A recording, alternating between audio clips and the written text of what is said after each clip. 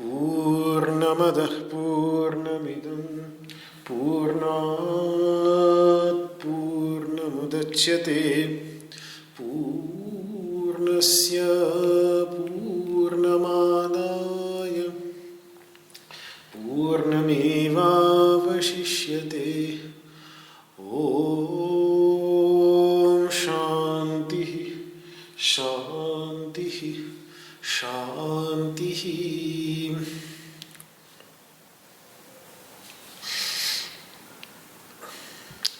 वसुदेवसुतं देवं कंसचाणूरमर्दनं देवकी परमानन्दं कृष्णं वन्दे जगद्गुरुम्। सर्वोपनिषदो गावो दोग्धा गोपालनन्दनः पार्थो वत्सः सुधीर्भोक्ता दुग्धं गीतामृतं महत्। न कामयेह गतिमीश्वरात् पराम् अष्टर्धियुक्तां पुनर्भवं वा आर्तिं प्रपद्येऽखिलदेहभाजाम् अन्तस्थितो येन भवन्त्यदुःखाः। विश्वं दर्पणदृश्यमाननगरी तुल्यं निजान्तर्गतं पश्यन्नात्मनि मायया बहिरिवोत् भूतं यथा निद्रया यस्साक्षात् कुरुते प्रबोधसमये स्वात्मानमेवाद्वयम्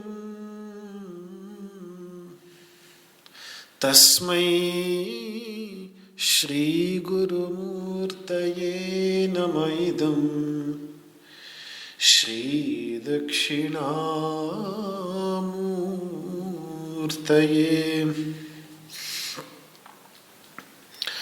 ॐ शान्तिः शान्तिः शान्तिः।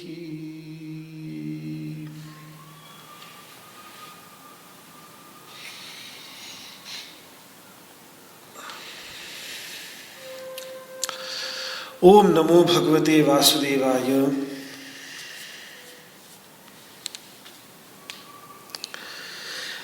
राग द्वेष से रहित इंद्रियों द्वारा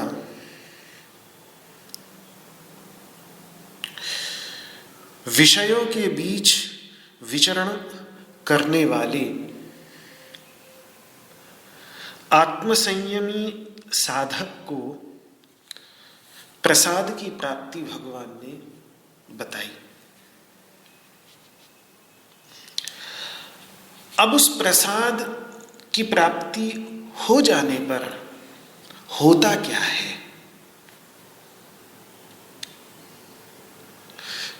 इस प्रश्न का उत्तर मानो भगवान देने जा रहे हो।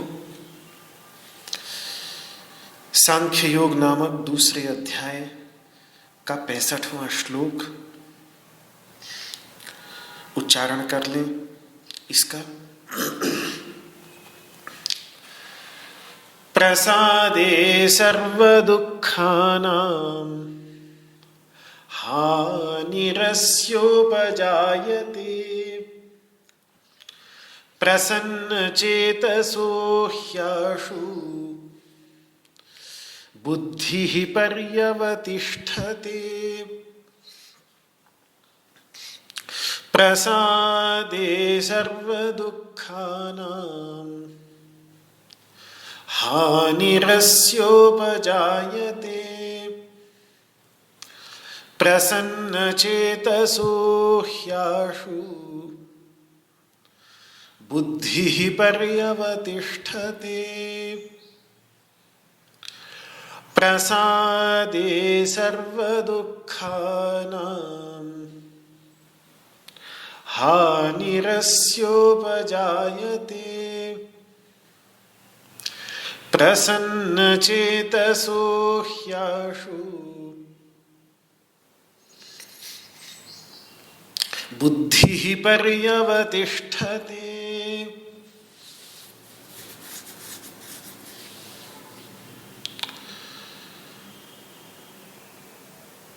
जब जीवन में प्रसाद आ जाता है तो सारे के सारे दुख छूट जाते हैं और प्रसन्न चित्त यानी प्रसाद से संपन्न चित्त से युक्त जो व्यक्ति है उसकी बुद्धि बहुत जल्द ही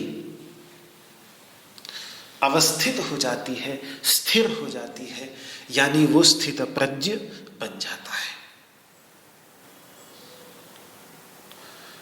ये इस श्लोक का सीधा सीधा अर्थ हुआ। प्रसादे सर्व दुखानाम, यहां भगवान सर्व दुख की बात कर रहे हैं। सारे के सारे दुख, जितने भी दुख हैं, वही जो प्रारंभ में एक बार चर्चा की थी, आध्यात्मिक दुख, आधिदैविक दुख और आधिभौतिक दुख। ये तीनों प्रकार के दुख जो प्रकृति के साथ संसर्ग होने पर, प्रकृति के साथ संबंध स्थापित होने पर, प्रकृति और प्रकृति के कार्य जो बुद्धि, मन, इंद्रियां, शरीर इत्यादि हैं, इनके साथ संबंध स्थापित होने पर जो दुख उस चैतन्य तत्व को अनुभूत होते हैं, उस चैतन्य तत्व के अनुभव में आते हैं,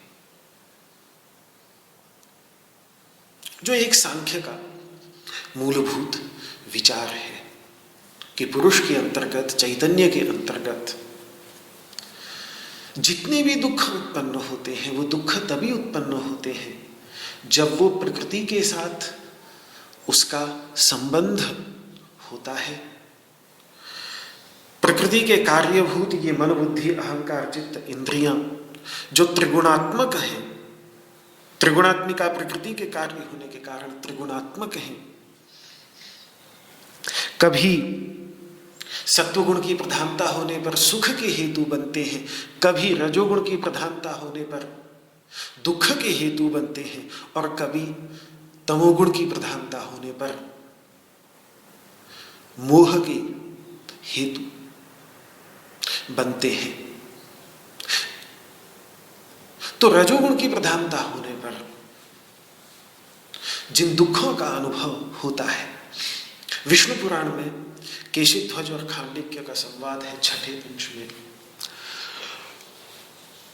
वहां भगवान केशिध्वज खांडिक्य मुनि को बहुत अच्छे ढंग से ये बात समझाते हैं कि देखो, वैसे तो जो एक वेदांत का मूलभूत तत्व है कि ये शुद्ध चैतन्य स्वरूप आत्म तत्व अनंत आकाश के समान जो समस्त मलों से रहित, सतोगुण रजोगुण तमोगुण के जितने भी मल हैं उन सभी मलों से रहित, दुख अज्ञान आदि जो भी मल हैं इन सब मलों से रहित वो चैतन्य तत्व है। निर्वाणमय एवायम आत्मा ज्ञानमयो अमलः, अमल उसको उन्होंने वहां पर कहा है। तो फिर मल है कहां? मल यही है जो इसके अंतर्गत मल आते हैं। दुख हो गया, अज्ञान हो गया, राग द्वेष आदि क्लेश हो गए, ये सब मल हैं। ये सब कहां से आते हैं? तो ये प्रकृति के धर्म है, आत्मा के धर्म नहीं है। दुःखाज्ञान मला धर्मा प्रकृते तेतु न आत्मनः। दुख अज्ञान इत्यादि जो मल है, क्योंकि ये तो अमल तत्व है, निर्मल तत्व है, तो ये दुख जो उत्पन्न होता है उसके अंतर्गत ये वास्तव में उसका धर्म नहीं, ये रजोगुण प्रधाना प्रकृति का धर्म है, चैतन्य तत्व का धर्म नहीं। इसमें वो एक उदाहरण भी देते हैं कि देखो, पानी का सीधे अग्नि से कोई संबंध भी नहीं। पानी रखा है बर्तन में और बर्तन रखा है आग के ऊपर, तो आग के साथ संबंध है बर्तन का और बर्तन के साथ संबंध है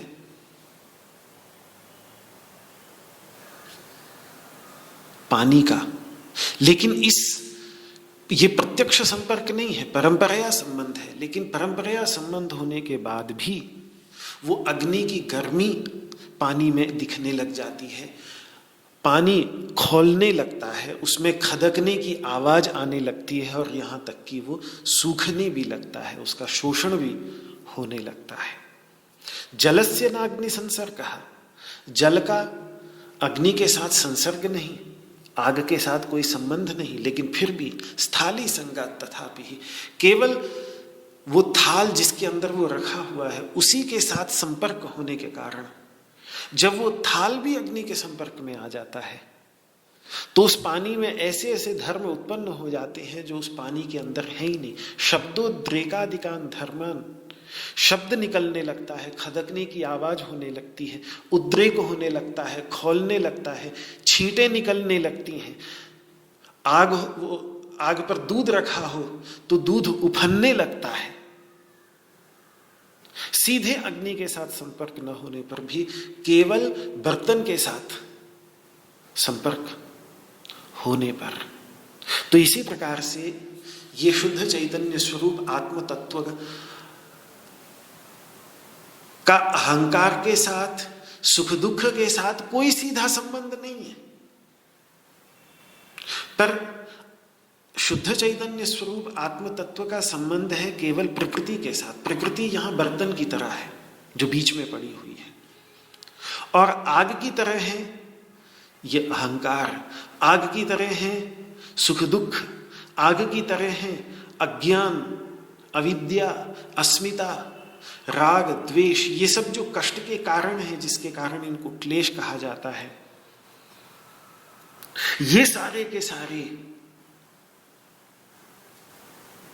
आग की तरह है।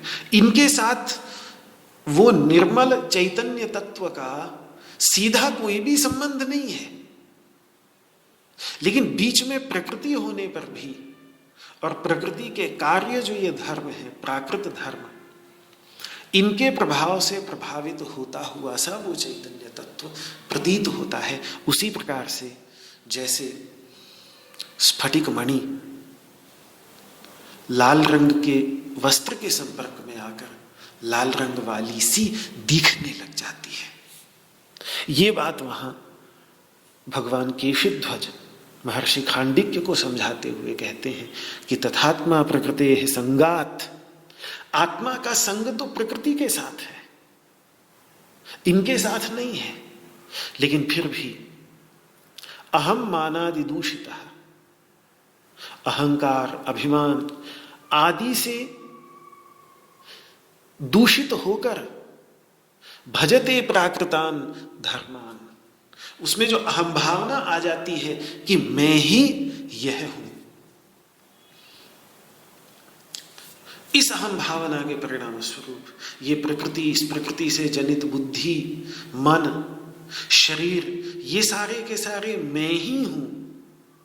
तो फिर जैसे वो बर्तन की गर्मी पानी को भी गर्म करने लग जाती है, इसी प्रकार से प्रकृति और उसके कार्यभूत जो ये मन, बुद्धि, अहंकार, चित्त हैं, ये जब इन धर्मों के परिणाम स्वरूप गर्म होने लगते हैं तो फिर इनके अंतर्गत विद्यमान वो चैतन्य तत्व भी गर्म होता हुआ सा प्रतीत होता है।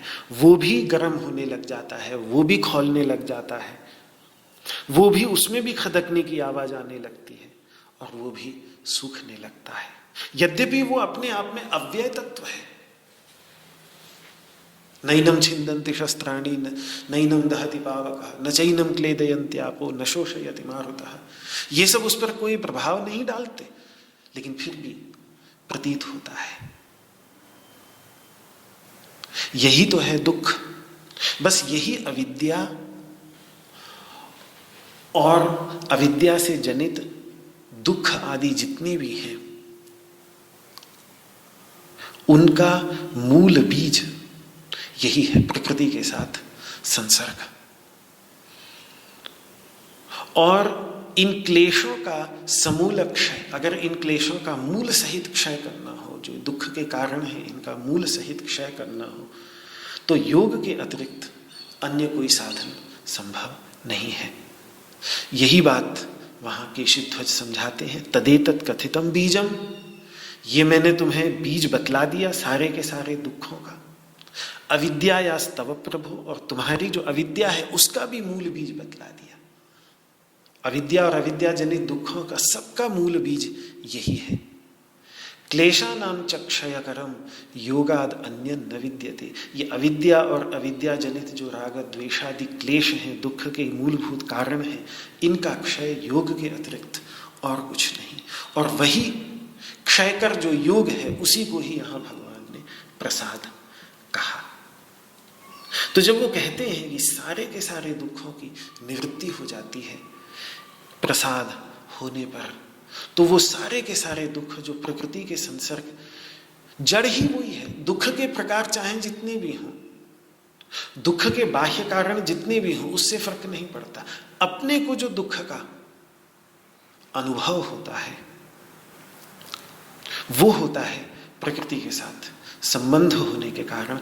और उस प्रकृति के साथ जो संसर्ग है, उस प्रकृति के साथ जो संबंध है, उस संबंध को तोड़ने का काम यही प्रसाद करता है। जब साधक अपने वास्तविक स्वरूप में अवस्थित हो जाता है, प्रकृति के प्रभाव से निकलकर। दूसरे शब्दों में प्रसाद यानी प्रसन्नता, यानी स्वास्थ्य, यानी गुणातीतता। वही जो 14वें अध्याय में गुणातीतता कहेंगे, वही तो। जैसे ही वो त्रिगुणात्मिका प्रकृति से अतीत हुआ, तो प्रकृति के संसर्ग से उत्पन्न होने वाले जितने भी दुख हैं, उनकी हानि ही अस्य उपजायते। इस साधक के लिए उन सारे के सारे दुखों की, चाहे साधक के लीजिए चाहे सिद्ध के लीजिए, स्थित प्रज्ञ कह लीजिए, तो सारे के सारे दुखों की हानि और विनाश। और कोई बड़ी बात नहीं है। प्रत्येक रात्रि सुषुप्ति अवस्था में जाकर जितने भी जागृत अवस्था और स्वप्नावस्था के दुख हैं, सब समाप्त हो जाते हैं। गहरी नींद में चले जाते हैं। प्रकृति के अंतर्गत सारे के सारे मन, बुद्धि, अहंकार, चित्त, इन सब का विलय हो गया उतने समय के लिए। संसर्ग नहीं रहा इन सब के साथ, तो जो भी दुख है इस संसार का, वो सारा का सारा पीछे छूट जाता है। उतनी देर के लिए तो हानि हो ही जाती है ना, पूरी तरह से सुषुप्ति अवस्था की गहराइयों में जाकर। तो इसी प्रकार से प्रसाद यानी अपने वास्तविक स्वरूप में निर्मल होकर बैठ जाने के बाद, अवस्थित हो जाने के बाद, स्वस्थ हो जाने के बाद, स्व में स्थित हो जाने के बाद, जितने भी दुख हैं, जितने भी विषाद हैं, वो सारे के सारे विषाद विनष्ट हो जाते हैं। प्रसाद में जाकर विषाद रहता नहीं है। तो पीछे भगवान ने बतलाया कि विषयों का ध्यान करते ही किस प्रकार से साधक स्वस्थ अवस्था में अपने वास्तविक स्वरूप से दूर होकर विषयों में गिर जाता है। यही प्रणाश है, यही च्यवन है, यही पतन है। उसके मूल में बतलाया विषयों का ध्यान। और अब यहां पर प्रसाद से सभी प्रकार के दुखों की हानि, सभी प्रकार के दुखों के विनाश की बात यहां पर भगवान कर रहे हैं। भगवान के लिए यही है जीवन की वास्तविक प्रसन्नता, इसी में ही है उनके लिए जीवन की वास्तविक प्रसन्नता। जो विषयों में आसक्त है, जिसका चित्त अभी भी विषयों के प्रति आसक्ति से भरा हुआ है, उसके लिए ये दुख अवर्जनीय होते हैं। वो इन दुखों से बच नहीं सकता। क्यों? क्योंकि पूर्व कर्म विपाक है। पीछे जो कर्म किए उनका फल भोगना है। तो ये दुख अवश्य आएंगे।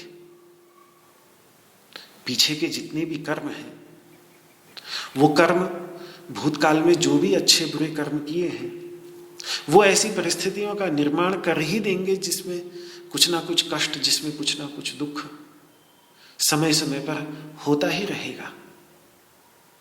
लेकिन ये तभी तक तो होगा ना जब तक व्यक्ति बार बार विषयों में आसक्त होकर बाह्य जगत में जा रहा है। यदि विषयों से उसने अपने आप को खींच लिया, विषयों से ध्यान हटा लिया, अंतःकरण के निर्मल हो जाने के कारण जिसका ध्यान ही विषयों से हट गया है, उसके जीवन में पूर्व कर्मों के परिणाम स्वरूप सुख दुख आते भी रहे, वो उस तक पहुंच ही नहीं पाएंगे। वो ऊपर उठ गया, उसे लिपायमान ही नहीं कर पाएंगे। उसी प्रकार से कमल के पत्ते के समान। इसीलिए भगवान आगे 5वें अध्याय में कहेंगे कि लिप्यते न सपापेन पद्मपत्रमिवाम्भसा, कि वो पाप से, दुख से वैसे ही लिपायमान नहीं होता जैसे कमल का पत्ता जल से लिपायमान नहीं होता। तो विषय में जो आसक्त चित्त है उसके लिए दुख अवर्जनीय है। वो पीछे के कर्मों का जब भी विपाक होगा, पीछे के कर्म जब भी परिपक्व होंगे, अपना फल देंगे, तो दुख अवर्जनीय होगा। लेकिन जिनका मन निर्मल हो गया है, जिनके जीवन में प्रसाद उतर आया है, उनके लिए उन विषयों की हानि अनायास ही हो जाती है, बिना परिश्रम की हो जाती है। फिर वो नियत भोग, वे दुख जिनका भोग नियत था, उनकी निवृत्ति बिना ही आयास के हो जाती है। इसी को ही भगवान कहते हैं कि ज्ञानाग्नि से सारे के सारे कर्म जल जाते हैं। फिर कर्म करते रहे, सुख दुख पैदा, इसको होगा ही नहीं तो जल ही गए वो कर्म उसके लिए। तो ये बात भगवान ने यहां पर प्रसादे सर्व दुखानाम हानिरस्योपजायते, प्रसाद में इस स्थित प्रज्ञ के सभी दुखों की हानि हो जाती है। अब ध्यान में ले आइए अर्जुन का वो मूलभूत प्रश्न जो उसने प्रारंभ में पूछा था कि यच्छ्रेयः स्यान् निश्चितम ब्रूहितम्, मेरे लिए निश्चित श्रेय क्या है? वो निश्चित श्रेय प्रभु मुझे बतलाइए। मैं आपकी शरण में हूं, मैं आपका शिष्य हूं, मुझे आप उपदेश कीजिए और वो निश्चित श्रेय मैं कैसे प्राप्त कर सकूं, ये मुझे बतलाइए। तो वहां मैंने बताया था कि सांख्य दर्शन के आचार्यों के अनुसार श्रेय है दुख की निवृत्ति। यही सबसे अधिक प्रशंसनीय। हर व्यक्ति, चाहे मनुष्य हो और चाहे पशु, प्राणी मात्र दुख की निवृत्ति चाहता है, कोई भी दुखी नहीं होना चाहता। और निश्चित श्रेय है दुख की ऐसी निवृत्ति हो जाना जो सुनिश्चित हो और एक बार निवृत्त हो जाने के बाद दोबारा कभी लौट के आए ही नहीं। इसको मैंने वहां पर समझाया था सांख्य दर्शन के आचार्यों के शब्दों में, ऐकांतिक निवृत्ति और आत्यंतिक निवृत्ति। दुखत्रय की जो 3 प्रकार के दुख हैं, उनकी ऐकांतिक मतलब सुनिश्चित निवृत्ति, और आत्यंतिक निवृत्ति मतलब कभी न लौट के आए ऐसी निवृत्ति। यही था निश्चित श्रेय, जिसको लेकर अर्जुन का प्रश्न था कि यच्छ्रेयस्यान् निश्चितं ब्रूहि तन्मे। आज भगवान ने इस वाक्य से प्रसादे सर्व दुखानां हानिरस्योपजायते, सारे के सारे दुखों की निवृत्ति प्रसाद की अवस्था में हो जाती है। ये बात कहकर भगवान ने अर्जुन के उस प्रश्न का उत्तर पूरी तरह से स्पष्ट शब्दों में, जो निश्चित श्रेय को लेकर उसका प्रश्न था, भगवान ने बतला दिया। निश्चित श्रेय ये है, ये प्रसाद ही वो अवस्था है जिसमें उस निश्चित श्रेय की यानी दुखत्रय की ऐकांतिक और आत्यंतिक निवृत्ति हो जाती है। तो अब भगवान ने अर्जुन की जो द्विविधा थी निश्चित श्रेय को लेकर, जो वो नहीं समझ पा रहा था कि मेरे लिए निश्चित श्रेय क्या है, उसकी उस द्विविधा का समाधान इस श्लोक के पूर्वार्ध में आकर बहुत ही स्पष्ट शब्दों में कर दिया कि प्रसादे सर्व दुखानां हानिरस्योपजायते। वो निश्चित श्रेय और कुछ नहीं, ये भगवत प्रसाद ही है, जिस भगवत प्रसाद में सारे के सारे दुखों की ऐकांतिक और आत्यंतिक निवृत्ति पूरी तरह से हो जाती है। तो ये जुड़ गया संबंध अर्जुन के प्रश्न के साथ। आगे भगवान कहते हैं कि जिसका चित्त प्रसन्न है, प्रसन्न चेतसो ही, क्योंकि ही मतलब क्योंकि जो प्रसन्न चित्त है, जिसका चित्त प्रसन्न है, जिसका अंतःकरण स्वच्छ है, शांत है, निर्मल और शांत जल के समान। प्रसन्न जल वही होता है जो निर्मल होता है, शांत होता है। अगर जल अशांत होगा तो निर्मल नहीं हो सकता, फिर नीचे की जो धूल होगी वो अशांत जल में ऊपर आएगी ही। शांत जल की ही धूल बैठती है, तभी वो निर्मल होता है। इसी प्रकार से जिसका चित्त स्वच्छ और शांत है, प्रसन्न का यही अर्थ होता है। अर्थात जिनका चित्त उन सभी दोषों से मुक्त हो गया है, जो दोष, जो दुर्गुण हमें अपने वास्तविक स्वरूप का अवलोकन करने में, अपने वास्तविक स्वरूप का साक्षात्कार करने में अवरोध पैदा करते हो, रुकावट पैदा करते हो। हम अपने वास्तविक स्वरूप की ओर जाना चाहते हैं, अपने वास्तविक स्वरूप में अवस्थित रहना चाहते हैं, लेकिन वे दुर्गुण, वे दोष जो हमें खींच कर, अपनी ओर से खींचकर बाहर के संसार में अपने से दूर करके पटक देते हैं, ऐसे जो जो दोष चित्त के अंतर्गत और इंद्रियों, चित्त से जुड़ी हुई इंद्रियों के अंतर्गत पड़े हुए हैं, ऐसे दोषों से मुक्त हो गए हैं जो साधक, उनकी आशु, आशु मतलब बहुत ही शीघ्र, बुद्धि ही पर्यवतिष्ठते, उनकी बुद्धि जो है वो बहुत ही शीघ्र फिर शांत हो जाती है, अवस्थित हो जाती है।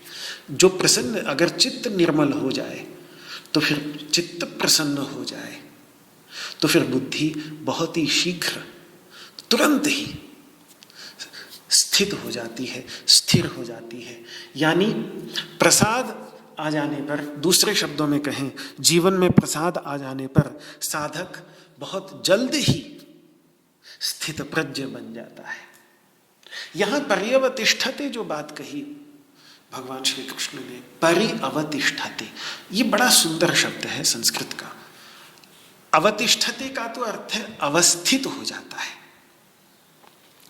तो बुद्धि अवस्थित हो जाती है। लेकिन ये नहीं कह रहे हैं कि बुद्धि एक स्थान में अवस्थित हो जाती है, नहीं नहीं नहीं। परि मतलब चारों ओर फैल कर बैठ जाती है। एक स्थान पर सिमट के नहीं बैठ जाती, वो तो होता अवतिष्ठते, अवस्थित हो जाना। तो स्थित प्रज्ञ की जब प्रज्ञा अवस्थित होती है तो ऐसा नहीं कि एक स्थान में एक विषय विशेष में स्थिर होकर उस पर बैठ जाए, ऐसा नहीं, बल्कि चारों ओर फैलकर बैठ जाती है, शांत हो जाती है। परि संस्कृत में जो परि है, परि उपसर्ग, परि अवतिष्ठते, परि का अर्थ होता है चारों ओर फैलकर। इसको हम समझ सकते हैं आकाश के समान, जैसे आकाश सर्वव्यापक होकर चारों ओर फैलकर बिल्कुल शांत स्थिर रहता है, उस तरह से। क्योंकि परि का संस्कृत में अर्थ ही है समन्तात। समन्तात मतलब सब ओर से। इसको हम हिंदी में कहें जैसे चहुं ओर, हर दिशा में मौजूद, विश्वव्यापी। एक और उदाहरण अगर इसमें आकाश के अतिरिक्त दूसरा उदाहरण मैं दूं कि चारों ओर फैलकर कैसे बैठ जाती है या एक स्थान में बैठना, इन दोनों में क्या भेद है कि देखिए, वैसे आप पानी में किसी पत्थर को डाल दें तो वो पानी में एक स्थान पर जाकर बैठ जाएगा, तो वो हुआ एक स्थान में बैठना।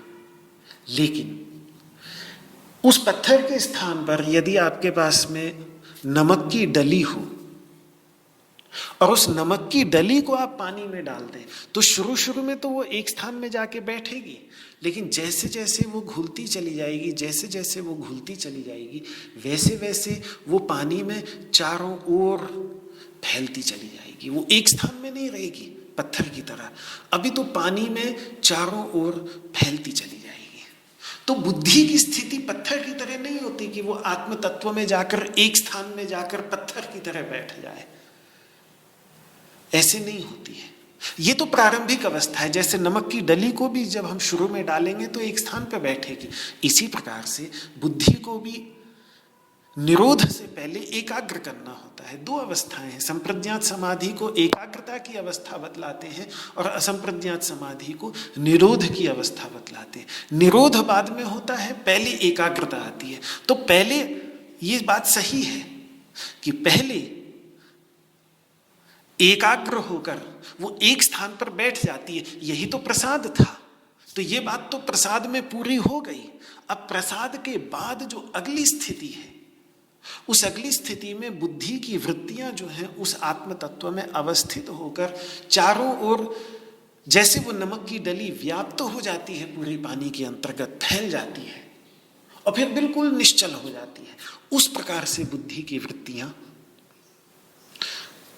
आत्म तत्व में अवस्थित होकर फैल जाती हैं, निश्चल हो जाती है।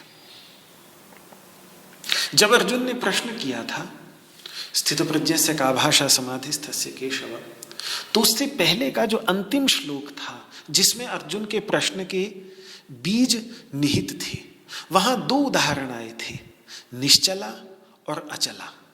दो शब्द आए थे, निश्चला और अचला।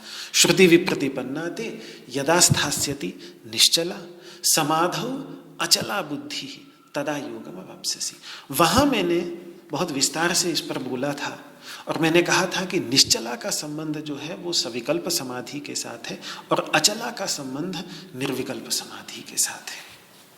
और जब मैं अचला का संबंध निर्विकल्प समाधि के साथ जोड़ते हुए बतला रहा था तो मैंने ये कहा था, जैसा आचार्य लोग समझाते हैं उनके अनुसार, कि निर्विकल्प समाधि में क्या होता है कि ज्ञाता ज्ञान ज्ञेय जो त्रिपुटियां हैं, ये जो विकल्प हैं, इन सब विकल्प, ये सारे के सारे विकल्प विलीन हो जाते हैं और अद्वितीय तत्व में, अद्वैत तत्व में बुद्धि वृत्ति इतना उसके आकार में आकारित हो जाती है, इतना उसके आकार में ढल जाती है कि चित्त की वृत्तियां अलग दिखती ही नहीं बल्कि उसके आकार में आकारित होकर बिल्कुल मिल जाती है, एकीभूत होकर बैठ जाती है। और उसमें उदाहरण जो आचार्य लोग देते हैं वो यही, वहां भी मैंने उस समय उदाहरण दिया था नमक की डली का, कि जैसे नमक की डली पानी में घुलकर विलीन हो जाती है। ऐसे ही चित्त की वृत्तियां इतनी सूक्ष्म हो जाती हैं और सूक्ष्म होकर भी वो बिल्कुल अद्वैत तत्व के आकार में ऐसी ढल जाती हैं कि वो चैतन्य स्वरूप ही प्रतीत होती है। जैसे नमक पानी में घुल जाने के बाद केवल पानी ही दिखता है, नमक नहीं दिखता और पूरे पानी में फैल जाता है। इसी प्रकार उस समय केवल शुद्ध चैतन्य तत्व के फिर पानी ही दिखता है, नमक नहीं दिखता। इसी प्रकार से उस समय फिर केवल शुद्ध चैतन्य तत्व के अस्तित्व की ही अनुभूति होती है, उससे भिन्न वृत्तियों के किसी अस्तित्व की अनुभूति नहीं होती। हालांकि नींद नहीं आई है कि वो वृत्तियां विलीन हो जाएं, व्यक्ति जगा हुआ है, उसकी बुद्धि वृत्तियां विद्यमान हैं, लेकिन इतनी सूक्ष्म हो गई हैं, इतनी उसके आकार में ढल गई हैं, इतनी फैल गई हैं उस आत्म तत्व के अंतर्गत कि उनकी उस आत्म तत्व से कोई भिन्न अस्तित्व की अनुभूति नहीं होती। तो इसका अर्थ ये नहीं है कि वो विनष्ट हो जाती है, केवल उसके अंतर्गत फैल जाती है और फैलकर तदाकार हो जाती है। इसी को उस समय मैंने कहा था, यही है अचला बुद्धि। निश्चला वो है जब एक स्थान में बैठ गई, वो यहां पे प्रसाद है, लेकिन उस प्रसाद के बाद जब पर्यवस्थिति की बात कर रहे हैं, चारों ओर फैल कर अवस्थित हो जाने की बात कर रहे हैं, तो वो अचला बुद्धि की बात कर रहे हैं, निर्विकल्प समाधि की बात कर रहे हैं। क्यों? निर्विकल्प समाधि की गहराइयों में वो स्थित प्रज्ञ उतर जाता है। तो अब आप देखिए, स्थित प्रज्ञ शब्द में जो प्रज्ञा के स्थित हो जाने की बात है, ये पहले जो प्रज्ञा स्थिर होती है, पहले जो वो प्रज्ञा स्थित होती है वो होती है पहले नमक की डली की तरह एक स्थान पर एकाग्र होकर। वो हो गया प्रसाद। प्रसाद मतलब बैठ जाना, ये हो गया प्रसाद, ये हो गई एकाग्रता कि विषयों के बीच में विचरण करते हुए भी वो अपने वास्तविक स्वरूप पर एकाग्र बनी रहती है, वो अपना वास्तविक स्वरूप भूलता नहीं। लेकिन फिर जब वो उस प्रसाद को प्राप्त करने के बाद अवस्थित होती है, तो फिर जैसे वो नमक की डली घुल जाती है पानी के अंतर्गत, इस प्रकार से वो बुद्धि एक स्थान पर अवस्थित नहीं रह जाती, बल्कि उसकी सारी की सारी वृत्तियां उस चैतन्य तत्व के अंदर इस प्रकार से घुल मिल जाती हैं कि फिर उन वृत्तियों के अस्तित्व की कोई अलग अनुभूति होती ही नहीं। यह है निर्विकल्प समाधि की अवस्था। इस पर संकेत करते हैं भगवान, जब परिअवतिष्ठते, चारों ओर फैलकर बैठ जाने की बात भगवान कहते। नहीं तो परि कहने की कोई आवश्यकता नहीं थी, अवतिष्ठते कह देते, अवस्थित हो जाता है, स्थित हो जाता है, बात खत्म हुई। परि अवतिष्ठते कहने की क्या आवश्यकता थी? इसीलिए परिभूः स्वयंभूः, ईशावास्योपनिषद के अंतर्गत परिभू शब्द भी आता है। एक तो वहां परिभू का अर्थ होता है परि उपरि भवती थी, परिभू, ऐसा भी अर्थ वहां पर भगवान करते हैं। एक परिभू का अर्थ ये है चारों ओर व्याप्त होकर रहने वाला। तो जैसे वो परिभू तत्व, वही तत्व जिसको स्वयंभू कहते हैं, उसी को ही परिभू भी कहते हैं, क्योंकि वो चारों ओर व्याप्त रहकर अवस्थित होती है। ये बुद्धि की वृत्तियां भी उसी चारों ओर व्याप्त चैतन्य तत्व के अंतर्गत व्याप्त होकर उसी की तरह फैलकर ये भी अवस्थित हो जाती है। तो इससे पूर्व व्यवहार दशा में राग द्वेष से रहित इंद्रियों द्वारा विषयों के बीच विचरण करते हुए साधक को प्रसाद की प्राप्ति का वर्णन किया गया पिछले श्लोक के अंतर्गत, और अब इस श्लोक में उस प्रसाद की प्राप्ति हो जाने के बाद पर्यवतिष्ठते से निर्विकल्प समाधि की गहराइयों में उतरने की बात भगवान यहां इस श्लोक के अंतर्गत कर रहे हैं। जहां जाकर जिन निर्विकल्प समाधि की गहराइयों में जाकर सारे के सारे दुख उसी प्रकार से निवृत्त हो जाते हैं पूरी तरह से, जैसे हम सबों को सुषुप्ति की गहराई में जाकर, स्थान वही है, बस एक पर्दा पड़ा रहता है सुषुप्ति की। सुषुप्ति मैंने पहले भी बात कही थी, मानो ऐसे जैसे जा वहीं रहा है समुद्र की गहराइयों में, लेकिन वो नमक की डली के ऊपर मानो प्लास्टिक का एक आवरण हो कि वो नमक की डली चली तो गई समुद्र में, लेकिन व्याप्त नहीं हो पाई, फैल नहीं पाई, उसमें विलीन नहीं हो पाई, तो फिर बाहर निकल के आ जाती है। बस ये सुषुप्ति अवस्था में हम लोगों के साथ होता है, और ये जो है इसका वो आवरण हट जाने के कारण, अविद्या का आवरण हट जाने के कारण फिर वो पूरी तरह से वहां जाकर विलीन हो जाती है। ये बात यहाँ पर्यवतिष्ठते, परि अवतिष्ठते में जो परि शब्द है, परि मतलब चारों ओर, चहुं ओर अवस्थित हो जाता है, ये भाव इस उपसर्ग के अंतर्गत एक छोटा सा उपसर्ग है, लेकिन वो पूरी धातु के अर्थ को बदल देता है। वो यही प्राचीन व्याकरण के, संस्कृत व्याकरण के आचार्यों का सिद्धांत भी है। उपसर्गेण धात्वर्थो बलात् अन्यत्र नीयते। उपसर्ग जो है वो धातु के अर्थ को बलपूर्वक खींच कर कहीं का कहीं ले जाता है। तो यदि अवस्थित होने का अर्थ है एक स्थान पर अवस्थित हो जाना, एकाग्र हो जाना, तो पर्यवस्थित होने का अर्थ है कि चारों ओर फैलकर बैठ जाना। वो निर्विकल्प समाधि की अवस्था है।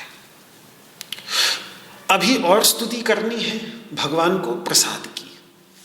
अब प्रसाद के पीछे लग गए हैं तो उसी की स्तुति कर रहे हैं। अगले श्लोक में भी प्रसाद की स्तुति है, लेकिन भिन्न प्रकार से। प्रसाद के ना रहने पर क्या होता है, उस माध्यम से अगले 2 श्लोकों में क्या दुर्गति होती है, क्या दुरवस्था होती है प्रसाद के अभाव में। प्रसाद से तो बतला दिया निर्विकल्प समाधि तक की प्राप्ति। अब यदि प्रसाद न हो तो व्यक्ति के जीवन में शांति नहीं होगी। शांति नहीं होगी तो सुख कहां से होगा। इस प्रकार से इस प्रसाद की स्तुति करने जा रहे हैं, साथ में समाहित होने का महत्व भी बतला रहे हैं, क्योंकि समाहित मन वाले को ही प्रसाद की प्राप्ति बतलाई। तो अब जिसका मन समाहित नहीं है उसकी गति कह लीजिए, दुर्गति कह लीजिए, उसको जो विपरीत फल होता है, मन समाहित न होने पर क्या स्थिति होती है। जिसका समाहित मन है वो तो प्रसाद प्राप्त करके सभी दुखों की निवृत्ति कर लेता है, प्रसन्न हो जाता है। और जिसका मन समाहित नहीं, जिसका मन विक्षिप्त, वो प्रसाद नहीं, वो विषाद को प्राप्त करता है। विक्षिप्त मन वाला, असमाहित मन वाला प्रसाद को न प्राप्त करके विषाद को प्राप्त कर लेता है। और विषाद से ग्रसित है जिसका मन, उसके जीवन में कहाँ सुख, कहाँ आनंद। ये भगवान श्री कृष्ण एक प्रश्न पूछकर हमारे बीच छोड़ देंगे कि अब अपने आप ही सोच लो। जो अगले श्लोक में अशांतस्य कुतः सुखम, जो अशांत है, जिसके अंतर्गत शम ही नहीं है, शम का ही भूतकालिक स्वरूप है शांत, और उसी का ही भावात्मक स्वरूप है शांति। यद्यपि शम और शांत में बड़ा भेद दिखता है, लेकिन वास्तव में शम से ही शांत बनता है। जैसे दम से दांत बनता है, जो दमयुक्त होगा उसको दांत कहेंगे। दम यानी इंद्रिय निग्रह, जिसकी इंद्रियों पर निग्रह कर लिया हो, ऐसे घोड़े को दांताश्व कहा जाता है। दमयुक्त घोड़े को दांताश्व कहते हैं। इसी प्रकार से शम से जो युक्त हो उसी को ही शांत कहते हैं। तो शांत हम सोचते हैं कि शांत बस हाँ दिल मन शांत हो गया, पर शांत का बड़ा गहरा संबंध है शम के साथ, और शम का मतलब है चित्त निग्रह, मन का निग्रह। उपनिषद शम कहते हैं, शमादि षट संपत्ति है ना, शम दम उपरति तितिक्षा श्रद्धा और समाधान। तो शम सबसे पहला है, इन मन पर निग्रह। तत्वबोध में देखें तो शम की व्याख्या सबसे पहले यही है, मनोनिग्रह। दम इंद्रिय निग्रह और शम मनोनिग्रह। शम है मन का निग्रह। उपनिषद उसको शम कह देते हैं, तथागत बुद्ध उसको शमथ कह देते हैं। शब्द वही है शम, उसमें जरा था, उनकी भाषा थोड़ी पाली है, बाद में वो पाली संस्कृत मिश्रित संस्कृत हो जाती है महायान के ग्रंथों में। तो शम न कह करके वो उसको शमथ कह देते हैं, और शमथ को ही विपश्यना का मूल बतलाते हैं। और शमथ उनके शब्दों में शमथा कह लीजिए, उपनिषदों की शब्दावली में शम कह लीजिए। उसी से ही संपन्न व्यक्ति को शांत कहा जाता है, जिस शब्द का प्रयोग भगवान आगे के श्लोक में करने जा रहे हैं। तो समाहित होना, मन को समाहित करना, मन को अपने वश में लाना, मन रूपी जो लगाम है, इस लगाम को बुद्धि की पकड़ में लाकर विवेक युक्त बुद्धि की पकड़ में लाना, ये इतना महत्वपूर्ण है, इतना महत्वपूर्ण है। और इसके लिए एक चीज और जो यहाँ पर शंकरानंद जी समझाते हैं इस श्लोक की व्याख्या करते हुए, वो ये कहते हैं कि देखो, ग्रंथों का अध्ययन स्वाध्याय इसके लिए पर्याप्त नहीं, अभी तो फिर तदनुसार साधन करना पड़ता है, तदनुसार अभ्यास करना पड़ता है। इसीलिए केवल पढ़ने पढ़ाने से ही कोई अपने को कृतार्थ मान बैठे, ऐसा कोई विद्वान पंडित हो तो उस पर भी कटाक्ष इस श्लोक की व्याख्या करते हुए आचार्य शंकरानंद, जो विद्यारण्य मुनि के गुरु हैं, जिन्होंने निदिध्यासन, क्योंकि उनका जोर निदिध्यासन पर बहुत था। निदिध्यासन मतलब ज्ञान के बाद अनुभूति का अभ्यास, और आगे आने वाले जो श्लोक हैं वो निदिध्यासन पर जोर देने वाले श्लोक हैं। तो इस प्रसंग में वो पीछे नहीं हटे, और वो ये कहते हैं कि सैकड़ों बार वेदांत का श्रवण कर ले, सैकड़ों बार दूसरों को वेदांत सुना भी ले, लेकिन यदि उतने मात्र से ही अपने को कृतार्थ मान रहा है, पठन पाठन मात्र से ही, पढ़ने पढ़ाने मात्र से ही अपने को कृतार्थ मान रहा है मुमुक्षु, और ध्यान जप आदि साधनों में प्रवृत्त नहीं हो रहा है, तो फिर वो कृतार्थ नहीं होगा। उसको किस अनर्थ की प्राप्ति होगी, ये अगले श्लोक में भगवान श्री कृष्ण वो अनर्थ बतलाने जा रहे हैं।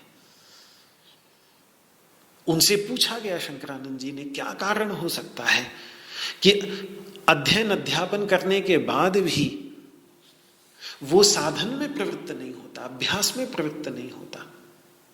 तो उन्होंने दो ही कारण बतलाए, या तो आलस्य है उसके अंतर्गत, या तो आलस्य के कारण नहीं प्रवृत्त हो रहा है, या दुर्मेधा है। दुर्मेधा उसकी यही है कि अगर कोई व्यक्ति किसी देश के बारे में मैप देखकर, उसके जो मानचित्र हैं उन मानचित्रों को देखकर, उस देश के विषय में पढ़कर, उस देश के विषय में कुछ इधर उधर की डॉक्यूमेंट्री वगैरह फिल्में देखकर उतने में ही सोचे कि बस कृतार्थ हो गया, तो ऐसी स्थिति में फिर ऐसे व्यक्ति को तो दुर्मेधा ही कहना पड़ेगा। तो इसी प्रकार से यही दो कारण होते हैं, या तो आलस्य या गलत समझ कि बस हमने पढ़ लिया पढ़ा लिया, अब हम बहुत बढ़िया तरीके से इसको समझा देते हैं, रट्टू तोते की तरह, जैसा गुरुजनों से सुना वैसा ही दोहरा दिया। सुनने वालों को भी लगता है कि अरे बहुत बढ़िया समझा रहे हैं, तो और फिर वो प्रशंसा भी खूब कर देते हैं। तो इसको सचमुच में ये वहम होने लग जाता है कि अब तो और लोग भी कहने लग गए कि आप कितना बढ़िया समझाते हैं, और तब उसको ये इसी वहम में वो जीने लगता है। यही है दुर्मेधा, जिसके कारण फिर उसका अपना साधन, उसका अपना अभ्यास छूटता चला जाता है। उस ओर से भगवान इस श्लोक के अंतर्गत सावधान कर रहे हैं। विद्वान के जीवन में, शास्त्रज्ञ के जीवन में ये एक बहुत बड़ा खतरा है, बहुत बड़ा खतरा है। अब खतरा है इस डर से शास्त्रों का अध्ययन ही न करे तो वो भी ठीक नहीं। अरे रास्ते में गड्ढे तो होंगे ही, अपने को तो उन गड्ढों को पहचान कर, अब हम उस रास्ते पे चले ही नहीं, गड्ढे वाले रास्ते पे चले, रास्ते में गड्ढे भी होंगे, कटीली झाड़ियां भी होंगी, हो सकता है एक आध कोई जहरीला सांप बिच्छू भी मिल जाए, लेकिन इस डर से हम रास्ते पर चलना ही छोड़ दें ऐसा तो नहीं, क्योंकि रास्ता ही जब वही है।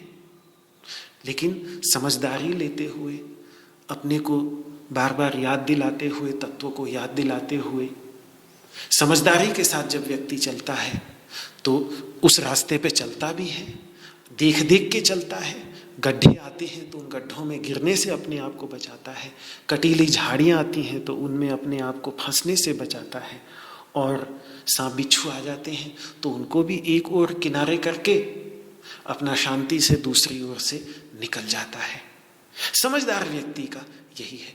तो इस विद्वत्ता के मार्ग में, शास्त्राभ्यास के मार्ग में, इससे शंकरानंद जी ये नहीं कह रहे हैं कि व्यक्ति शास्त्रों का अभ्यास न करे, वेदांत का श्रवण न करे, वेदांत का श्रवण दूसरों को कराए नहीं, पठन पाठन न कराए, ये तो करना ही है, ये तो श्रवण मनन निधिध्यासन ही तो साधन है, और तो दूसरा कोई साधन ही नहीं है।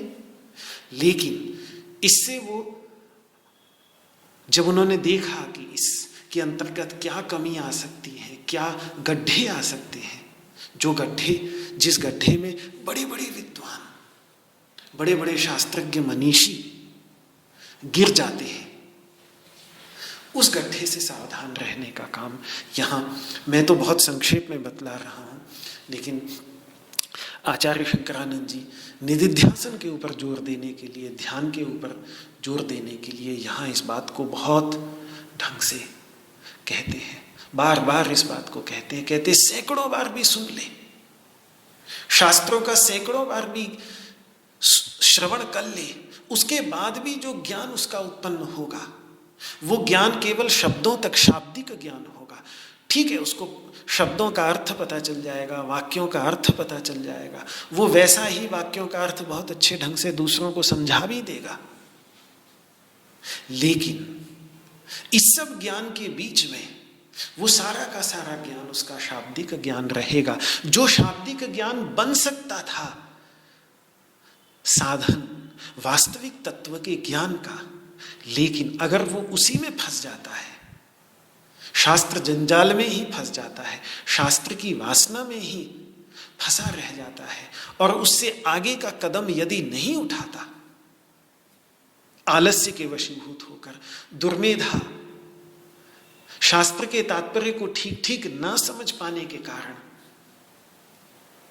तो फिर वो वस्तु के बोध से, वास्तविक बोध से, वास्तविक ज्ञान से वो वंचित रह जाता है।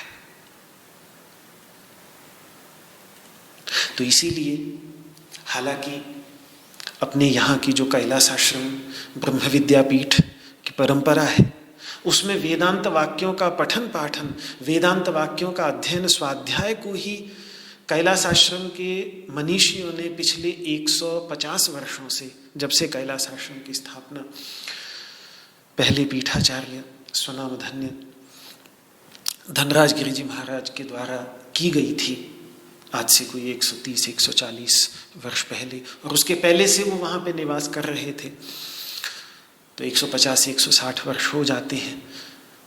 तो उनकी परंपरा में वेदांत वाक्यों का ये जो पठन पाठन हम कर रहे हैं, ये जो अध्ययन स्वाध्याय कर रहे हैं, इसको वहाँ के आचार्य, जिन्होंने विश्व को स्वामी विवेकानंद जैसे विचारक दिए, चिंतक दिए। आज विश्व में चिन्मय मिशन जैसी संस्थाएं वेदांत का प्रचार कर रही हैं। आर्ष विद्या गुरुकुलम स्वामी दयानंद सरस्वती जी महाराज का अद्भुत अमेरिका के अंतर्गत, कोयम्बटूर के अंतर्गत, यहाँ ऋषिकेश के अंतर्गत स्थान है। चिन्मय मिशन विश्व के सभी बड़े बड़े शहरों में विद्यमान है। स्वामी शिवानंद जी महाराज की डिवाइन लाइफ सोसाइटी 500 से अधिक योग केंद्रों के माध्यम से किसी समय विश्व में योग का प्रचार और इन सब विचारों के प्रचार प्रसार में लगी हुई थी। ये सारे के सारे लोग जिस कैलाश आश्रम की परंपरा से उपकृत हैं, जिस कैलाश आश्रम की परंपरा से जुड़े रहे, उस कैलाश आश्रम की परंपरा में अध्ययन, स्वाध्याय और पठन पाठन को ही कलयुग की समाधि और कलयुग के योग के साधना समझा जाता है। और आज यदि संन्यास लेने के बाद भी, घर परिवार छोड़कर, गैरिक वस्त्र धारण कर लेने के बाद भी यदि कोई वेदांत वाक्यों के अध्ययन स्वाध्याय से, गीता के अध्ययन स्वाध्याय से, चिंतन से जी चुराता है, तो फिर साधना करेगा कैसे? साधना करने के लिए पहले साधना मार्ग का ज्ञान तो प्राप्त करना पड़ेगा ना। तो फिर वो तो वही है, अरुन्मुख यति, वेद विमुख यति। वो कभी साधना के मार्ग पर चल ही नहीं पाएगा, उल्टे अपनी भी हानि करेगा और फिर अपने पीछे चलने वाले समाज की भी हानि ही करेगा। तो अध्ययन स्वाध्याय परमावश्यक है, मार्ग वही है, लेकिन उस मार्ग पर चलते चलते भी एक खतरा जो है वो ये बड़ा भारी है कि उतने में ही व्यक्ति अपने आप को कृतार्थ मान बैठे और आलस्य के कारण या अपने को उतने में ही कृतार्थ मान लेने के कारण वो साधन ना करे, तो ये उसके जीवन में बहुत बड़ी रुकावट होगी। इस रुकावट से ऊपर उठाने के लिए भगवान श्री कृष्ण अगले श्लोक में जो कुछ संकेत कर रहे हैं, हालांकि यहाँ कोई गीता में अध्ययन अध्यापन की बात का प्रसंग नहीं था, केवल एक अंतःकरण को समाहित करना कितना अधिक आवश्यक है, इस पर भगवान जोर दे रहे हैं कि जब तक अंतःकरण समाहित नहीं होगा तब तक शांति नहीं होगी, और जब तक शांति नहीं होगी तब तक सुख नहीं होगा। कितना भी बड़ा विद्वान हो जाए, कितना भी बड़ा शास्त्रज्ञ हो जाए, यदि उन शास्त्रों में जो साधना पद्धति बतलाई गई है उस साधना पद्धति के अनुसार वो साधन नहीं करता, अभ्यास नहीं करता, तो वो असमाहित ही रहाएगा, वो विक्षिप्त ही रहाएगा। फिर उसके जीवन में शांति नहीं आ पाएगी, उसके जीवन में कभी भी सुख नहीं। वो कहने को बड़ा विद्वान होगा, कहने को बड़ा शास्त्रज्ञ होगा, लेकिन अब आप समझ सकते हैं कि जब भगवान ने मजाक उड़ाया अर्जुन का, बातें तो पंडितों जैसी कर रहे हो, प्रज्ञावादांश्च भाषसे अशोच्यानन्व शोचस्त्वम, लेकिन शोक ऐसे कर रहे हो जैसे अज्ञानी हो। अरे पंडित लोग शोक करते हैं कभी? तो वहां जो भगवान ने बात कही प्रज्ञावादांश्च भाषसे, ये कहां से आती है बात? ये तब आती है जब व्यक्ति श्रवण तो खूब कर लेता है, मनन भी खूब कर लेता है, लेकिन निधिध्यासन नहीं करता। तब बातें तो बड़ी बड़ी करता है ज्ञानी जैसी, प्रज्ञावादांश्च भाषसे, लेकिन उसके जीवन में शांति नहीं आ पाती, उसके जीवन में सुख नहीं आ पाता। वो रहा सबके जैसा ही रहा आता है, वो शास्त्रीय ज्ञान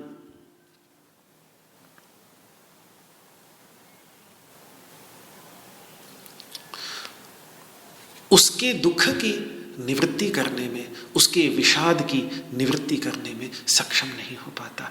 अर्जुन का ज्ञान शायद आज ऐसा ही है, शास्त्रीय ज्ञान की कमी नहीं है उसके अंतर्गत, वेदांत का श्रवण उसने नहीं किया हो ऐसा नहीं है।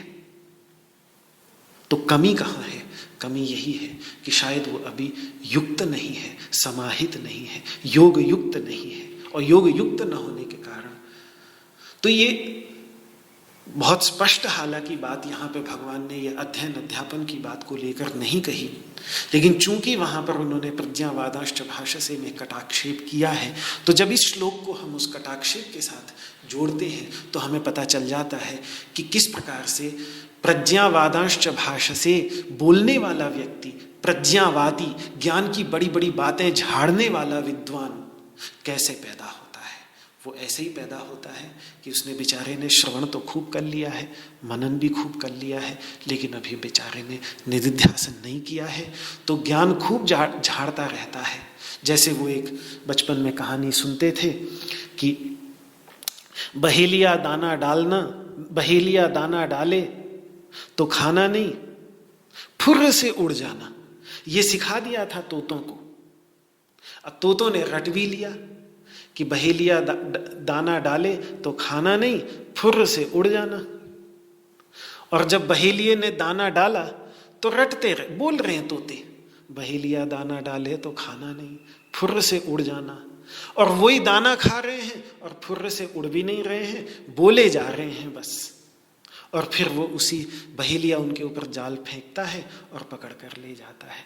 रट रहे हैं रट्टू तोते की तरह, लेकिन ज्ञान न होने के कारण, उसका अर्थ ज्ञान न होने के कारण, जीवन में न उतारने के कारण तदनुसार आचरण कर रहे हैं। तो खुद भी बोल रहे हैं, दूसरों को भी समझा रहे हैं, और फिर भी बहेलिया अपना काम करके चला जाता है और उनको पकड़कर ले जाता है। ये स्थिति होती है शास्त्रज्ञ विद्वानों की, जो साधना नहीं करते, जो तदनुसार अभ्यास नहीं करते, जो शास्त्रों का ज्ञान तो प्राप्त कर लेते हैं लेकिन उसको अपने जीवन में नहीं उतारते, जो राहु केतु की तरह कट गए हैं कि अमृत पी लिया है, राहु अलग हो गया है, केतु अलग हो गया है, दिमाग में है, वो शरीर में नहीं दिखाई देता, यानी मन में जो ज्ञान भरा पड़ा है वो आचरण में नहीं दिखाई देता। क्यों? क्योंकि सर तो अलग हो गया, अब आचरण में कहाँ से दिखे? ज्ञान तो सर में था, आचरण में कहाँ से दिखेगा? तो ये राहु केतु की तरह जो अलग आचरण विहीन हो जाते हैं, इसीलिए फिर स्मृति वाक्य यहाँ तक कह देते हैं कि आचारहीनम न पुनन्ति वेदाः। आचार से हीन व्यक्ति को तो फिर वेद भी पवित्र नहीं कर सकते। अरे वेद का ज्ञान प्राप्त करके जो अपने आचार को न सुधारे, अपने आचरण को न सुधारे, उसमें फिर वेद क्या करेगा? तदनुसार आचरण बनाएगा तभी तो पवित्र होगा व्यक्ति। केवल वेदों का ज्ञान मात्र प्राप्त कर लेने से प्रवृत्त नहीं होता। तो एक प्रकार से एक शास्त्र के मार्ग में, शास्त्र चिंतन के मार्ग में लगे रहने वाले व्यक्तियों को अपने आप को ये याद दिलाते रहना परमावश्यक है। अन्यथा इसी में संतोष यदि व्यक्ति कर बैठे और इसी में ही कृतकृत्य अपने को मान बैठे तो फिर पुनः पतन, भयानक पतन, उल्टे फिर अहंकार बढ़ जाता है। ये भावना आने लगती है कि अरे मुझे तो इतना ज्ञान है, इन लोगों को तो कुछ ज्ञान भी नहीं, तो अपने को और लोगों से विशेष समझने लगता है। वो जो समत्व भावना उत्पन्न होनी चाहिए थी वो समत्व भावना न उत्पन्न होकर ये विषम भावना बढ़ती चली जाती है, और फिर जिसके परिणाम स्वरूप फिर अंत में जाकर तथाकथित चाहे पूरा समाज उसको सिद्ध मान ले, लेकिन वो वास्तव में अंदर से सिद्ध नहीं हो पाता, अंदर से फिर धीरे धीरे उसका पतन होता चला जाता है, जो फिर बड़ा दुर्भाग्यपूर्ण होता है। तो इस वाक पुष्पांजलि को आज भगवान श्री कृष्ण के श्री चरणों में समर्पित करता हूँ। आगे इस श्लोक पर जो बात कहनी है वो चरण पूर्वक कल करूँगा। आज यहीं विराम लेता हूँ।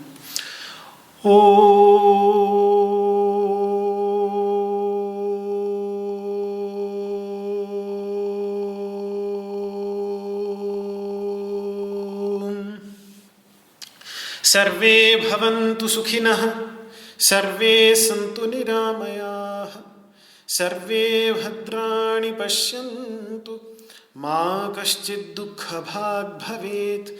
ॐ शान्तिः शान्तिः शान्तिः। न त्वहं कामये राज्यं न स्वर्गं न पुनर्भवं, कामये दुःखतप्तानां प्राणिनामार्तिनाशनं। श्रीकृष्णार्पणमस्तु। आपको मेरा हाथ जोड़ करके प्रणाम। जय श्री कृष्ण, जय श्री कृष्ण, जय श्री कृष्ण। सभी को सादर नमन।